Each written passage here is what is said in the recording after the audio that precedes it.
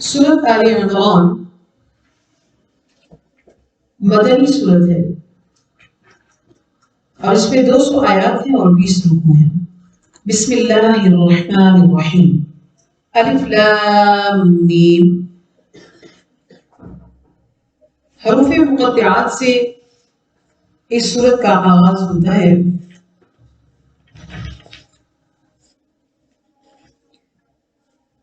सूरत बकरा के इख्तिताम पर ईमानियात का जिक्र था। उसी सूरत की इब्तिदा, इस सूरत की इब्तिदा उसी मजमून से हो रही है। फरमाया उन्होंने कि वही है माबूद, यानी ला इलाहा इल्लल्लाहु, उसके सिवा कोई माबूद नहीं मगर वही जो कि कौन है, अल हय्युल क़य्यूम, जो कि जिंदा भी है और कायम रहने वाला है। अज़ली है और अबदी है, हय है, क़य्यूम है। और अक्ली दलील है बेशक ये। अकल की दलील क्या है कि मस्जूद खलाइक सिर्फ अल्लाह की ज़ात है। और नकली दलील क्या है, तौहीद समझाने के लिए, लोगों को ईमान की हकीकत बतलाने के लिए कि नज़्ज़ल अलैकल किताब, उस मालिक के मुल्क ने किताबें नाज़िल की हैं आपके साथ जो तस्दीक करती है बैन यदैहि, जो उनके सामने है। और उसने नाज़िल किया है तौरात को भी और इंजील को भी। मिन क़ब्ल हुदल लिन्नास, ये तौरात जो है और इंजील पहले लोगों के लिए हिदायत की किताबें थी, अगर जिन्होंने बदल दिया। इन्हीं किताबों में अहकामात आते रहे और अब जो कुरान आया अहकामात की तजदीद इनमें भी है। और वअंज़ल फुरक़ान, और नाज़िल किया है इसने फुरक़ान को, यानी हक़ व बातिल में फर्क करने वाली मुतनाज़िअ उमूर जो इनके पास है वो तो आखिरत में अल्लाह उनके लिए फैसला करेगा। लेकिन कुरान पाक को फुरक़ान इसलिए कहा है कि जब भी अल्लाह के दीन में किसी ने बिगाड़ने की कोशिश की है, कुरान ने हक़ को वाज़ेह किया है, कुरान ने हक़ की निशानदेही जो है वो की है। इन्नल्लज़ीना, बेशक वो लोग जिन्होंने कुफ्र किया बि आयातिल्लाहि, अल्लाह की आयत से इनकार करते हैं, चाहे वो लफ्ज़ी इनकार करते हो या मानवी इनकार करते हो, उनके लिए अज़ाब शदीद है। अल्लाह ताला अज़ीज़ ग़ज़ब वाला है और साहिब इंतकाम भी है।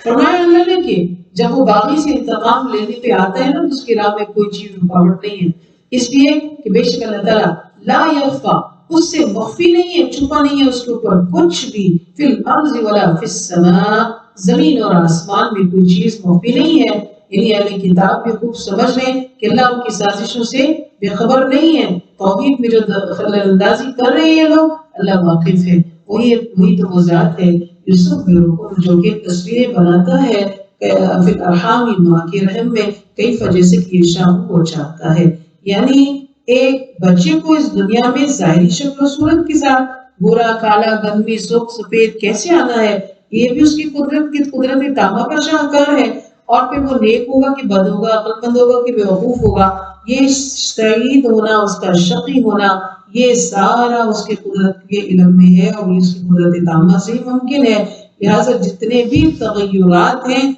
ये अल्लाह ही की जानिब से है। तो लिहाजा ये जो इसके साथ मन घड़त अक़ाइद रखते हैं लोग, ये गलत है। अल्लाह के सिवा कोई माबूद नहीं है, वो अजीज भी है और हकीम भी है। वो अल्लाज़ी, वही है वो ज़ात जिसने नाज़िल किया तुम पर किताब को, और किताब में उसमें आयात मुहकमात हैं, उन्ना उम्मुल किताब, और वो किताब की माँ है। और दूसरी जो है वो उखर मुतशाबिहात, और कुछ जो है उसके अंदर बाज़ आयतें मुतशाबिह भी हैं, यानी किसी के मायने या तफसीर जो है वो फौरन मानी से समझ ना आती हो, उसकी तावील की जरूरत हो, यानी उसकी हदीस से उसका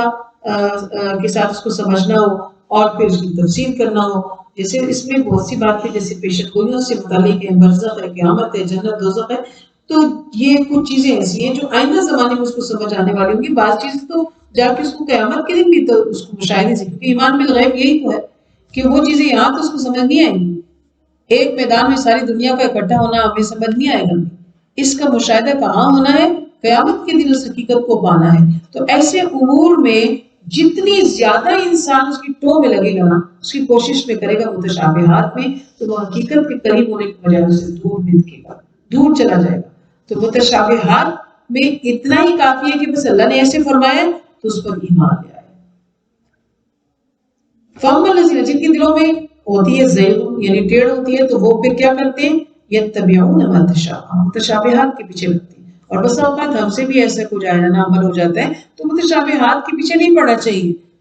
کہ تاریخوں کے اختلاف کے اوپر، واقعات کی تعداد کے اختلاف کے اوپر، جیسے کہ اصحاب کہف کا واقعہ بیان ہوا تو اس کے اندر تعداد کے اختلاف پر اللہ نے اس کی تعداد کو اس طرح سے نہیں بیان فرمایا، واقعہ سارا بیان فرمایا، اس لیے کہ تعداد کے اوپر فوکس کرنا مسئلہ نہیں ہے۔ مسئلہ یہ ہے کہ اللہ نے اپنی قدرت تامہ سے اتنا بڑا ایک نصیحت آموز واقعہ ہے ان کے لیے، اس کو دیکھو من ابتغاء، وہ تلاش کرتے ہیں اس کے اندر فتنے ٹیڑے گمراہی تلاش کرتے ہیں اور تعویلات تلاش کرتے ہیں کہ تاکہ بس کچھ مل جائے تو دوسرے کو کہ ہاں ہم نے کہا تھا نہیں یہ مسئلہ ایسے نہیں ایسے، گمراہ کر سکے۔ یعنی کوشش کیا ہوتی ہے؟ دین کا گلیاں بگاڑنے کی کوشش کر دی جائے، تو اللہ تعالیٰ ایسے ان کی کوششوں کو ناکام کرتا ہے۔ جیسے مسئلہ قادیانیت کو ہم دیکھتے ہیں تو اس کے اندر کیا ہے کہ کوئی چیز، کوئی آیت کا حصہ، کوئی ٹکڑا ایسا اٹھایا جائے اور اس کے اوپر کچھ ایسی متشابہ بات کو لایا جائے کہ یعنی کہ دین کے اندر بگاڑ کر مختلف غلط تعبیریں جو ہیں وہ بیان کر دی جائے۔ اور مختلف غلط تعبیریں بیان کرنے سے کیا ہوتا ہے کہ پھر دین میں گڑبڑ پیدا ہوتی ہے، جبکہ قرآن واضح طور پر جن باتوں کو بیان کر رہا ہے ان کو تو پہلے لے لیں، اس کے بعد وقت بچتا ہے تو کسی تعویل کے اوپر کوئی جائے گا، لیکن تعویل کے متعلق یہی ہے، متشابہات کے متعلق یہی ہے کہ اس کی تعویلوں میں نہ پڑا جائے بلکہ اس کے اوپر بس ایمان لے آیا جائے۔ جیسا کہ حضرت عیسیٰ علیہ السلام کا دوبارہ ظہور ہونا ہے تو اس کے اوپر مختلف کہانیاں بنانے سے، مختلف ٹوم لگانے سے، مختلف باتوں کے اوپر بحث و مباحثے کرنے کے بجائے ڈرا جائے کہ وہ قیامت کی نشانی ہوگی اور اس وقت میری کوئی تیاری نہ ہوئی ہوگی تو میرا کیا بنے گا، اور میں اس دنیا میں نہ ہوئی، میری نسل میں سے کوئی ہے، میری اولاد میں سے کوئی ہے، تو اللہ کو محفوظ فرمانا کہ وہ قیامت کے دن جتنے برے حالات جن لوگوں پر آنے ہوئے قیامت قیامت میں، تو اللہ تعالیٰ ان فتنوں سے ان کو محفوظ فرمانا۔ بعض باتیں تو ایسی ہیں کہ جن کی تعبیریں تو صرف اللہ ہی جانتے ہیں، وَيَعْلَمُ تَأْوِيلَهُ إِلَّا اللَّهُ، تو متشابہ آیاتوں کی تعویل کی در پہ نہیں ہونا چاہیے، بعض باتوں کی تعبیریں صرف اللہ ہی جانتے ہوتے ہیں، تو لہٰذا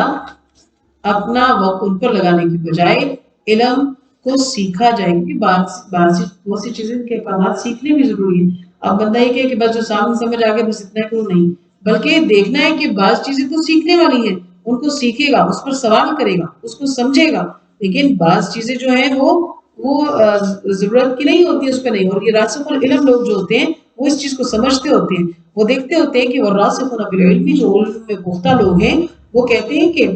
آمن نبی ہم اس پر ایمان لے کر آئے، کل من عند ربنا، کوئی بھی مثال ہے، کوئی بات ہے، متشابہ بات بھی وہ کہتے ہیں کہ اللہ کی طرف سے، اس کو ہم نے اپنے عقل کے دوڑے نہیں دوڑانے ہیں محض، بلکہ جو اللہ نے تعبیر بیان کی وہ کافی ہے۔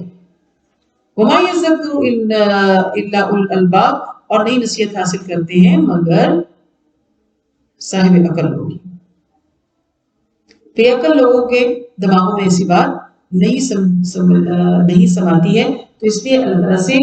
دین کے فہم کو ماننا چاہیے۔ اور راسخون فی العلم جو ہیں وہ یہ بھی کہتے ہیں کہ ربنا، اے ہمارے رب، لا تزغ قلوبنا، نہ ٹیڑھ ڈالنا ہمارے دل میں، بعد از ہدیتنا، بعد اس کے ہمیں ہدایت بھیج جائے، اللہ ہمیں کجربی کی طرف نہ لے کے جانا۔ اور اللہ کے نبی نے ہمیں یہ دعا سکھائی کہ اللہم صرف القلوب، صرف قلوبنا علی طاعتک، کہ دلوں کو پھیرنے والے ہمارے دلوں کو اپنی اطاعت پر قائم کر لیں۔ وَهَبْ لَنَا مِن لَّدُنْكَ رَحْمَةً، آیت کے اگلے حصے میں بیان ہوتا ہے کہ پھر رحمت سے ہمیں بخش بھی دینا، کیونکہ آپ وہاب ہیں، دینے والے ہیں، عطا کرنے والے ہیں، ساری مخلوق آپ کی محتاج ہے، آپ کے بغیر کسی کی حاجت روائی ممکن نہیں ہے، آپ ہمارے حاجت روا بن جائیے۔ راسخون العلم جو ہوتے ہیں وہ یہ بھی دعا کرتے ہیں کہ ربنا انک جامع الناس، جامع الناس، کہ بے شک آپ لوگوں کو جمع کر دینے والے ہیں اس دن کی جس کے بارے میں کوئی شک نہیں ہے۔ ان اللہ، بے شک اللہ تعالیٰ، لا نہیں یخلف المیعاد، اپنے وعدے کے خلاف کرتا۔ آیت 10 میں اللہ فرماتے ہیں کہ بے شک وہ لوگ کہ جنہوں نے کفر کیا، لن تغنی عنہم، نہیں کام آئے گا ان کو نہ ہی ان کے مال، نہ ان کی اولاد، اللہ کے آگے کچھ بھی۔ یہ وہ لوگ ہیں کہ وہ وقود النار، جو آگ والے ہیں، ان کو جہنم میں ڈالا جائے گا۔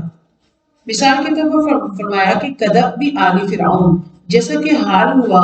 آل فرعون کا، اور پھر ان لوگوں کا بھی جو ان سے پہلے تھے، ان کی بھی یہی روش تھی، ان کا بھی یہی شیوا تھا جو آج کے کفار کا ہے، وہ بھی مال اور اولاد کی خاطر دین حق سے منہ موڑنے والے لوگ تھے، آج یہ لوگ بھی ایسے کر رہے ہیں، یہ انہی کی روش پر چل رہے ہیں، یہ بھی ہماری آیات کو کذب و جھٹلا رہے ہیں۔ تو ان کو بھی کیا کیا تھا اللہ نے، فَأَخَذَهُمُ اللَّهُ بِذُنُوبِهِمْ، اللہ نے ان کو ان کے گناہوں کی وجہ سے پکڑ لیا تھا۔ تو اور اللہ تعالیٰ جو ہے وہ شدید العقاب، سخت گرفت کرنے والا ہے، وہ چھوڑتا نہیں ہے، وہ پکڑ کے رہتا ہے، اس کی پکڑ بہت سخت ہے۔ اللہم ارحمنا۔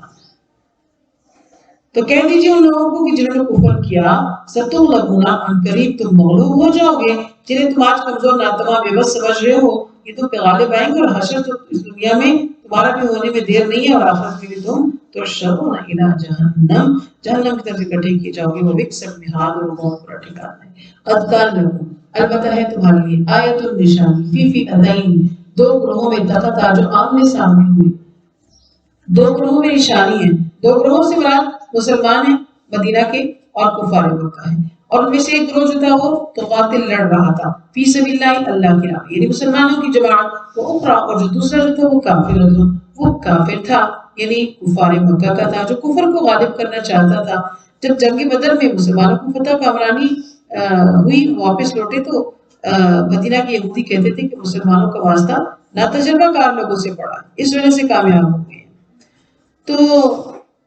اللہ فرماتے ہیں کہ مسلمانوں کی فتح کی وجہ جو تم سمجھ رہے ہو وہ بات نہیں، بلکہ یرونہم مثلیہم، ہم دکھا رہے تھے ان کو رأی العین، ان کی اپنی آنکھ سے ان کو یعنی دگنا دکھا رہے تھے۔ دیکھنے کا تعلق دونوں گروہوں سے تھا، اہل ایمان دیکھ رہا تھا کافر تعداد میں دگنے ہیں، اور واقعتاً ایسا ہی تھا، وہ تو تھے ہی دگنے ہی، لیکن جو دوسرے تھے کفار، وہ بھی دیکھ رہے تھے کہ یہ زیادہ ہیں، تو وہ اللہ نے فرشتے چونکہ نازل کیے اور مسلمانوں کی تعداد بھی زیادہ نظر آنے لگی، تو ان پر روب طاری ہو گیا، اور وہ جو ہے ان کے پاؤں میدان سے اکھڑنے لگے۔ جنگ بدر میں مسلمانوں کا ظاہری حال تو یہ تھا کہ 1000 مسلح افراد اور 313 مجاہدین تھے، 70 اونٹ تھے، 2 گھوڑے تھے، 6 زرہیں تھی، 8 تلواریں تھی، یہ تھوڑا سا سامان جنگ تھا ان کے پاس، جبکہ وہ تو روزانہ 1 اونٹ ذبح کر کے کھاتے تھے، دعوت اڑایا کرتے تھے یعنی کفار لوگ، ناچ گانے کے لیے ان کے پاس عورتیں میسر تھیں، اور یہ ایک دو تماشا تھا، ان کے پاس خوب سامان بھی تھا، لیکن فتح ہوئی انہی 313 کو، کیونکہ ان کے ساتھ اللہ کی تائید تھی۔ اللہ یؤید بنصرہ، اللہ تائید کرتے ہیں، اپنے بندے کی مدد کرتے ہیں جس کی چاہتے ہیں، بے شک اس میں لعبرۃ، واقعات ہیں عبرت کے، صاحب بصیرت کے لیے، لأولی الابصار، جس کے پاس باقی آنکھیں ہیں اس کو سمجھائیے۔ اہل بصیرت، اولو الالباب، اولو الابصار، یہ نام ہم کو لینے ہیں، یہ ان ناموں کے مصداق ہم کو ہونا ہے انشاءاللہ، کہ یہ نام میرے لیے قرآن میں آئے ہیں، قرآن مجھ سے کہتا ہے کہ تم اولو الابصار میں شامل ہو، وہی سمجھ سکتے ہیں، تم اولو الالباب میں شامل ہو، وہی سوچ سکتے ہیں۔ تو اس راستے پر چڑھنا ہے، تو اس منزل کو پانا ہے، ان لوگوں میں شامل ہونا ہے، تو دین کی سمجھ آئے گی انشاءاللہ۔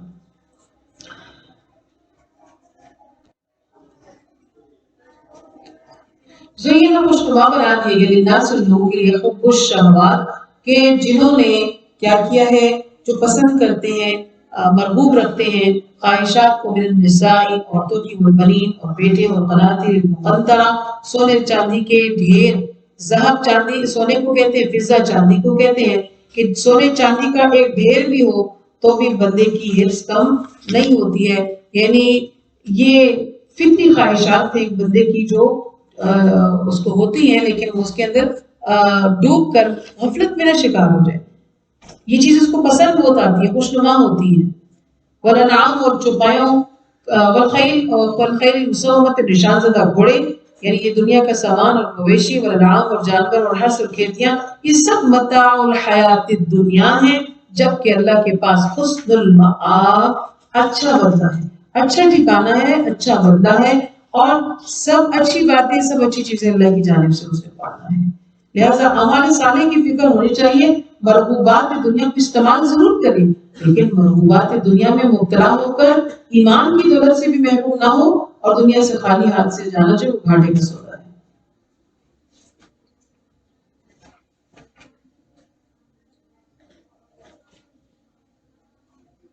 جب حب الشہوات کے بارے میں سمتالی جب یہ آیت نازل ہوئی تو عمر فاروق رضی اللہ عنہ کے حضور دعا کی کہ مولا کریم گمراہی کے یہ جو سارے سبب ہیں، کون سے سبب جو ہم نے پڑھے، خیل مسومہ، انعام، بنین، النساء وغیرہ، تو فرمایا کہ اسباب کے پیش نظر یہ لیجیے تو ہمیں جب بتاؤں تو ہمیں کیا کرنا چاہیے، تو اس کے جواب میں اللہ نے قرآن میں یہ ارشاد فرمایا سبحان اللہ کہ کہہ دیجیے اے نبی صلی اللہ علیہ وسلم کو فرمائیے اَأُنَبِّئُكُم بِخَيْرٍ مِّن ذَلِكَ، تمہیں میں ان مرغوبات سے بہتر چیز نہ بتاؤں، للذین لوگوں کے لیے کہ اتقوا جنہوں نے تقوی اختیار کیا، جو اللہ سے ڈرتے رہے، ان کی طبیعتوں میں خوف خدا رہا، ان ربهم ان کے لیے رب کے پاس جنات ہیں، ایسی جنات جس کے نیچے انہار بہ رہی ہوں گے اور وہ ہمیشہ اس میں رہیں گے۔ حضرت عمر رضی اللہ نے آیت سن کر اللہ دعا کی کہ اللہ ہمیں ان اسباب کے ساتھ کیا کرنا چاہیے، کیا معاملہ کرنا چاہیے؟ اللہ نے فرمایا کہ اس میں ڈوبنے کی ضرورت نہیں، اللہ کے پاس حسن المآب ہے، وہ تم کو دے گا، وہاں پہ تمہارے ازواج مطہرہ بھی ہوں گی، اور اس کے علاوہ جنتیوں کو کیا ملے گا؟ رضوان من اللہ، اللہ کی رضامندی، خوشنودی حاصل ہوگی، جو سب سے بڑی نعمت ہے۔ اور اللہ تعالیٰ بصیر بالعباد، اپنے بندوں کو دیکھنے والا ہے، کہ جنت میں سارا کچھ مل جائے گا تو اس کے بعد اور کیا ملے گا، ملنا کیا چاہیے، یہ سوچ نہیں آ رہی کہ ابھی ہم سب کچھ تو مل گیا۔ اللہ فرمائیں گے کہ احلوا، حلال کر دیا میں نے، یعنی میں نے دے دی تم کو رضوانی، اپنا رضا، یعنی آج کے بعد میں تم سے ناراض نہیں ہوا کروں گی۔ الذین وہ لوگ یقولون جو کہتے ہیں ربنا اے ہمارا رب، اننا بے شک آمنا ہم ایمان لائے، فاغفر لنا بس بخش دے ہم کو، ہمارے گناہوں کو بچا دے ہم کو، عذاب النار آگ کے عذاب سے، الصابرین والصادقین والقانتین فرمانبردار، والمنفقین خرچ کرنے والے، والمستغفرین اور استغفار طلب کرنے والے، کب؟ بالاسحار، سحریوں کے اوقات۔ آگے پیچھے تو اتنا سحری کا وقت صحیح نصیب نہیں ہو پاتا ہے، اللہ تعالیٰ ہمیں اوقات سحری سارے سال میں نصیب فرماتا رہے، تو ان وقتوں میں یہ بخشش و کرم کرنے والا ہے۔ تو لہٰذا چونکہ سحری بھی بنانی ہے، وقت کم ہے، نفل نہیں پڑھ سکے ہیں یا کم پڑھے ہیں، تو استغفار تو زبان سے ادا کرنا ہے، تو تمام سحری بناتے ہوئے جس قدر استغفار کر سکنا ہو تو ہم کرتے رہیں۔ شہید اللہ، شہید اللہ، گواہی دی اللہ نے کہ انہ بے شک لا الہ الا وہی معبود، اللہ کی گواہی سے بڑھ کے بھی بلا کسی کی گواہی ہو سکتی، خود اللہ نے گواہی دی، اور جیسی گواہی اور جو تعریف اللہ دیتے ہیں، ہم میں سے اس کو کوئی بیان ہی نہیں کر سکتا۔ تو خود اللہ نے گواہی دی اس بات کی کہ بے شک اس کے سوا کوئی الہ نہیں ہے، نہ ہی کوئی عبادت کے لائق ہے۔ جس کسی نے جبرائیل کو بنایا، میکائیل کو بنایا، جس کسی نے اگر عیسیٰ علیہ السلام کو بنایا، نہ ہی کوئی اور کوئی بڑی سے بڑی ذات بھی آ جائے تو وہ اللہ کی عبادت کے لائق میں شریک نہیں ہو سکتی ہے۔ الوہیت کی صرف اللہ کی ہے۔ اسی طرح گواہی معتبر اور کس کی ہو سکتی ہے پھر؟ اور ملائکہ، فرشتوں کی، اور اسی طرح پھر صاحب علم لوگ کہ جو سمجھ، اور ملائکہ تو فرشتے ہیں، فرشتوں کے بعد یہ گواہی اہل علم نے بھی یہی دی ہے، سمجھدار لوگوں کا بھی یہی کام ہے، دین کی سمجھ رکھنے والے کامل ایمان دانشور لوگ یہی کہتے ہیں کہ اللہ جل شانہ کی سوا تو کوئی بھی عبادت کے لائق نہیں ہے۔ پھر فرمایا کہ قائما بالقسط، اور اللہ کی ذات انصاف کے ساتھ قائم ہے، اس کے سوا کوئی معبود نہیں ہے۔ یہ گواہیوں کا بتایا گیا کہ یہ معتبر گواہیاں موجود ہیں، تو اتنی بڑی گواہیوں کے بعد بھی کوئی اللہ سے شریک بنانے والا ہے۔ هو العزیز الحکیم، وہ عزیز ہے، کمال قدرت، کمال ہے، کسی کے اس کے سامنے ٹھہرنے کی تو مجال ہی نہیں۔ ان الدین عند اللہ الاسلام، بے شک دین جو ہے وہ اللہ کے ہاں اسلام ہی ہے۔ وہ مختلف، اور نہیں اختلاف کیا ان اہل کتاب نے، مگر بات اس کے کہ جاءہم العلم، ان کے پاس علم آیا۔ اہل کتاب نے اختلاف جو ہے وہ لا علمی کی بنا پر نہیں کیا، بلکہ علم آ جانے کے بعد کیا، جیسے کہ ہم نے البقرہ میں بھی اس کی تفصیل کی۔ تو لہٰذا جو کوئی بھی کفر کرتا ہے تو اللہ تعالیٰ سریع الحساب، جلد حساب لینے والا ہے، مؤخر کرے گا، بچ نہیں سکتا ہوں۔ فَإِنْ حَاجُّوكَ، بس اگر وہ آپ سے جھگڑتے ہیں نبی صلی اللہ علیہ وسلم، تو آپ اسے کہیں کہ اسلمت وجہی للہ، میں نے اپنا چہرہ اللہ کے لیے تابع کر دیا، اور من اتبعن، اور جو میرے ماننے والے ہیں وہ بھی اسی طرف اپنا رخ کرتے ہیں۔ اور کہہ دیجئے اے نبی صلی اللہ علیہ وسلم ان لوگوں کے لیے جن کو کتاب دی گئی ہے والامیین اور جو ان پڑھ ہیں کتاب والے نہیں ہیں ان کو بھی کہ اسلمتم کیا تم اسلام لاتے ہو دین کو قبول کرتے ہو اللہ کی اطاعت کو اختیار کرتے ہو تو فإن اسلموا بس اگر انہوں نے کہا کہ وہ اسلام لے تو فقد اهتدوا ہدایت پا گئے فإن تولوا پس اگر وہ پھر گئے روگردانی کی تو فإنما علیک البلاغ بس تمہاری ذمہ کیا ہے بس پہنچا دینا کہ جب آپ کو ایک بات بتا دی گئی تو بس آپ ان تک پہنچا دیں مان لیا تو ٹھیک نہیں مانا تو بس پھر آپ ان کو چھوڑ دیں ان کے ہاتھ پر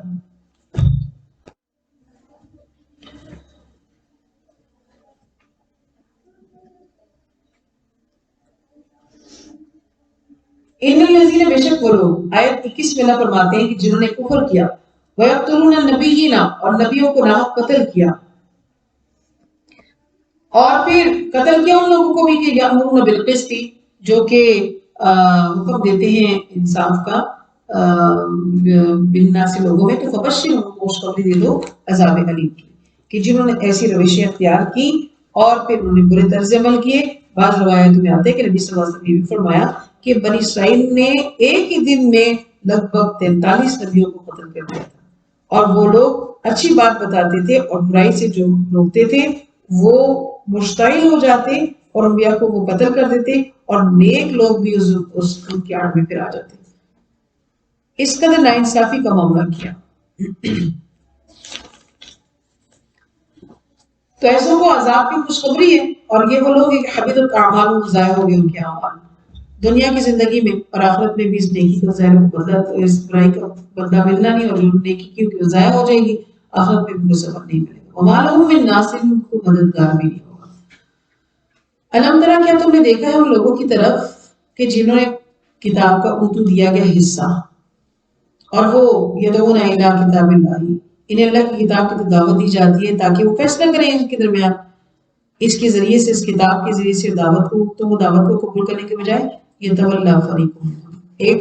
گروہ جو ہے ان میں سے پھر جاتا ہے اور وہ کیا کرتے ہیں معرضون اعراض کرتے ہیں ضد اور ہٹدرمی کی وجہ سے روگردانی کرتے ہیں کتاب پر چلتے نہیں کتاب کی طرف آتے نہیں ذالک اس لیے کہ بیان بے شک انہوں نے کہا ان کی یہ سوچ تھی ان کا یہ دعویٰ تھا کہ لن تمسن النار ہرگز نہیں چھوئے گی ان کو آگ الا ایام معدودات مگر گنتی کے چند دن صرف چند دن وغرہم اور دھوکے میں ڈال دیا فی دینی ان کے دین نے ما کانوا یفترون کہ جس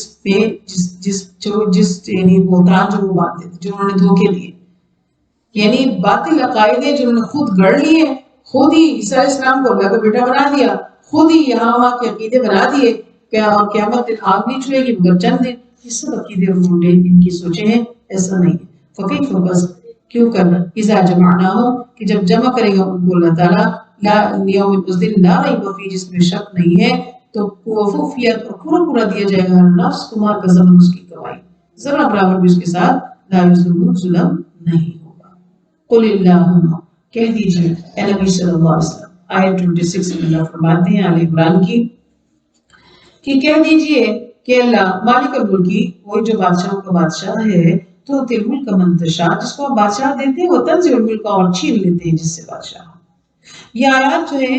یہ نجران کے وفد کا ایک زعم تھا اس سے متعلق نجران کے علاقہ کے عیسائی یہ تو جانتے تھے کہ آپ صلی اللہ علیہ وسلم آخری نبی ہیں اور ان کی پیشگوئیاں کی کتابوں میں موجود ہیں مگر وہ صرف اس لیے ایمان نہیں لاتے تھے کہ آپ پر ایمان لانے کے تیار نہیں تھے کہ شاہروں کی طرف سے ان کے لیے کچھ وظائف مقرر تھے یعنی ان کے لیے مالی استعانت جو مقرر تھی اس سے وہ چھن جاتے تو مدینہ کے سفر کی طرف جب وہ لوگ آئے تو ان کے ساتھ جو ان کا ایک پادری تھا ابو حارثہ بن القمہ اس نے تسلیم بھی کیا اس بات کو کہ آپ وہی نبی ہیں اور جن کی بعثت کا اللہ نے وعدہ کر رکھا ان کی کتابوں میں موجود ہے تو اسی اقرار کی بنا پر اس کے بھائی نے جو اس نے کیا تھا اس کو اللہ نے ایمان کی دولت دی اور اس کو وہ کی لیکن جب ان سے پوچھا کہا کہ وہ کیوں نہیں پھر ایمان لاتے کہ جب یہ واقعی سچے نبی ہیں تو انہوں نے کہا کہ نہیں، ہمارے جو بادشاہ ہیں وہ ہم سے ناراض ہو رہے ہیں، شاہ روم نے جو ان کے لیے آسانیاں مقرر کی ہیں وہ ڈی ان کا چھن جائے گا۔ تو اللہ نے فرمایا کہ یہ کیسے جو دنیا کی جو آسائشیں ہیں یا ان کے جو مال ہیں اس کے پیچھے یہ حقیقت سے انکار کر رہے ہیں۔ تو یہ تو سلطنتیں جو ہے یہ مالک کی حقیقی کی ہے، آج دی ہوئی ہے، ملکیت تو چند روزہ کی، جو تمہیں دے رہا ہے اس کے پاس بھی کچھ نہیں رہے گا۔ ہم دیکھتے ہیں کہ شاہ روم میں جو ایران کے شاہ ہیں ان کے تو تختے الٹ گئے تھے، تو لہٰذا جس کو وہ چاہے تو عطا کرتا ہے اور جس کو چاہے تو وہ چھین لیتا ہے۔ دوسرے سلسلے میں یہ بھی آتا ہے کہ یہ جب اس کرتے چھلنے کا جو واقعہ ہے جس زمانے میں ہوا، عمر کے زمانے میں ہوا بھی، کہ غزوہ خندق جب ہوئی 5 ہجری میں، تو کفار کے مدینہ حملہ آور ہونے کی خبر پہنچی، تو آپ صلی اللہ علیہ وسلم صحابہ کو مشورہ دیا تھا، فیصلہ ہوا تھا کہ شہر کے اندر رہ کر دفاع کیا جائے، خندق کو کھودا جائے۔ تو خندق کھودی گئی، ایک طویل خندق کے، سب صحابہ نے بڑی جان جوکھوں کے ساتھ یہ کام کیا۔ تو حضرت سلمان فارسی رضی اللہ کا یہ مشورہ تھا کہ ایسا کیا جائے۔ تو جب دوران کھدائی بڑی چٹان مائل ہوئی، صحابہ سے ٹوٹ رہی تھی، تو حضرت سلمان رضی اللہ کو آپ کی خدمت میں بھیجا گیا، تو وہ آپ سے تشریف لائے اور ان سے کہا کہ ایسا ایسا معاملہ ہے۔ تو پیارے نبی صلی اللہ علیہ وسلم بنفس نفیس، اس سے پہلے بھی آپ خود بھی بنفس نفیس جو ہے وہ خندق کھودنے کا کام کر رہے تھے۔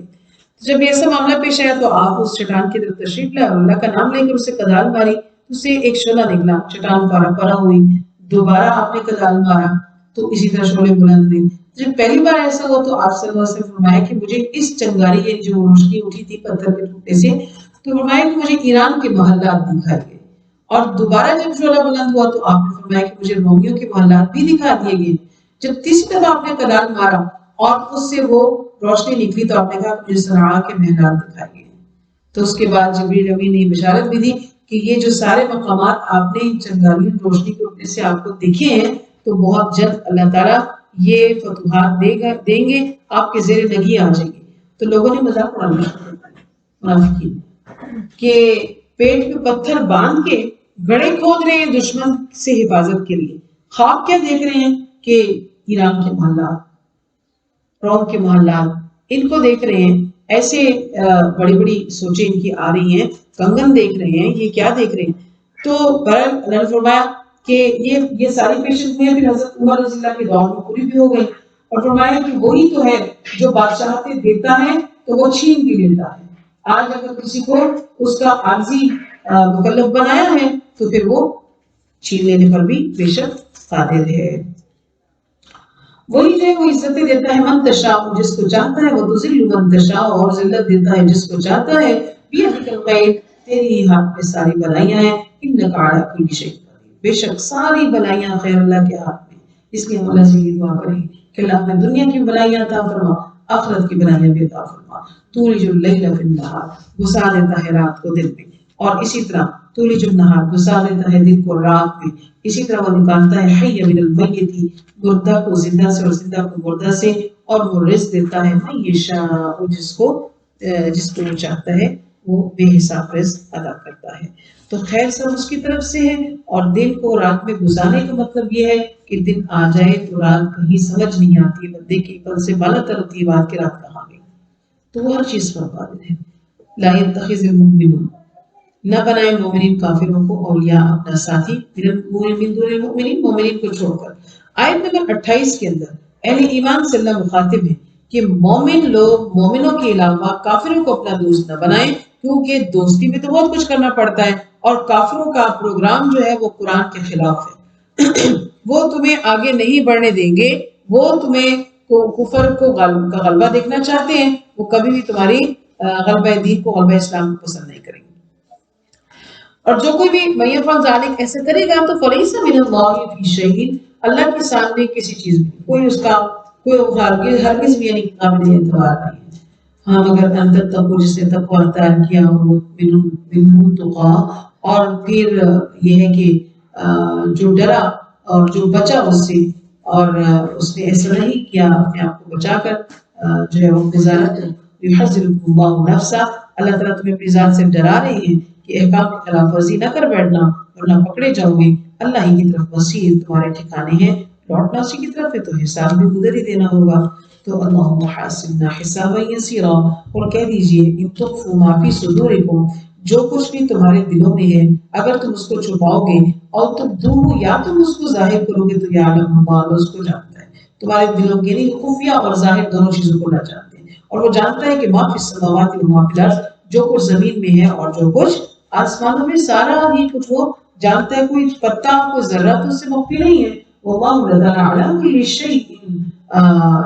قدیر، وہ ہر چیز کے اوپر قادر ہے، یوم تجد کل نفس، ہر نفس پائے گا جو کچھ اس نے عمل کیا ہے بلائی میں سے، محضرا حاضر، سامنے موجود، قیامت کے دن اپنے سامنے اپنے اعمال کو پالے گا، چاہے کہ وہ اچھے ہیں چاہے کہ وہ برے ہیں، ہر شخص کو وہاں پہ دکھ جائیں گے، اور اس وقت جب برے عمل کو دیکھے گا، وہ عاملت من سوء، جو اس نے برے کیے ہوں گے، تود وہ چاہے گا، وہ کاش کرے گا کہ ان بینہا و بینہ، کاش کہ اس کے درمیان اور اس برائی کے درمیان امدن بعیدا، ایک لمبا تفاوت، ایک لمبا فرق آ جائے، لمبی دوری آ جائے، کاش کہ اس کے قریب نہ آئے، ایک بہت بڑا لمبا فاصلہ ہو جائے، وَيُحَذِّرُكُمُ اللَّهُ نَفْسَهُ، یہی تو بات ہے کہ اس دن بندہ ایسے کہہ رہا ہوگا، اسی لیے اللہ تم کو اپنی ذات سے ڈرا رہے ہیں کہ اپنا محاسبہ دنیا میں کر لو، اپنا حساب کر لو قبل اس کے کہ تمہارا حساب کیا جائے، اور اللہ رؤوف مہربان ہے، بالعباد اپنے بندوں پر شفقت رکھتا ہے، جو بندہ اپنے اندر اطاعت کا جذبہ پیدا کرتا ہے، اللہ تعالیٰ اس سے چھوٹی چھوٹی نیکیوں کو بھی بے شک قبول فرما لیتے ہیں۔ قل کہہ دیجئے ان کنتم تحبون اللہ، اگر تم محبت رکھتے ہو اللہ سے، اگر تم محبت، ہر بات کا جواب دیتے جائیں، کہ کہہ دیجئے نبی صلی اللہ علیہ وسلم، اگر ان سے کہو کہ اگر تم محبت رکھتے ہو اللہ تعالیٰ سے، بتا کہ ہاں میں رکھتا ہوں اللہ سے محبت، تو جب تم محبت رکھتے ہو اللہ تعالیٰ سے، فاتبعونی، میری پیروی بھی کرو۔ اللہ سے محبت کا تقاضا یہ ہے کہ اس کے نبی کی اطاعت کی جائے، اللہ کی محبت نبی کی اطاعت کے بنا حاصل ہی نہیں ہو سکتی۔ وَيَغْفِرْ لَكُمْ، تو بخشنے کا ضرور کروں تمہارے گناہوں کو، اور اللہ غفور الرحیم، بخشنے والا اور مہربان ہے۔ کہہ دیجئے اے نبی صلی اللہ علیہ وسلم، اطیعوا اللہ و اطیعوا الرسول، اطاعت کرو اللہ کی اور اس کے رسول کی، یعنی جیسے جیسے یعنی رسول کی اطاعت دراصل اللہ کی اطاعت ہے، اس کی تابعداری کرو تو معبود برحق خالق کے برحق کی اطاعت جو ہے وہ تبھی پوری ہوتی ہے، اور وہ بھی تم سے محبت رکھے گا اور تمہاری اطاعت کو قبول کرے گا، اور جو کوئی تولو روگردانی کرو گے اگر تم، تو بس اللہ نہیں پسند کرتا ہے انکار کرنے والوں کو، اللہ ان سے پھر محبت نہیں رکھتا ہے،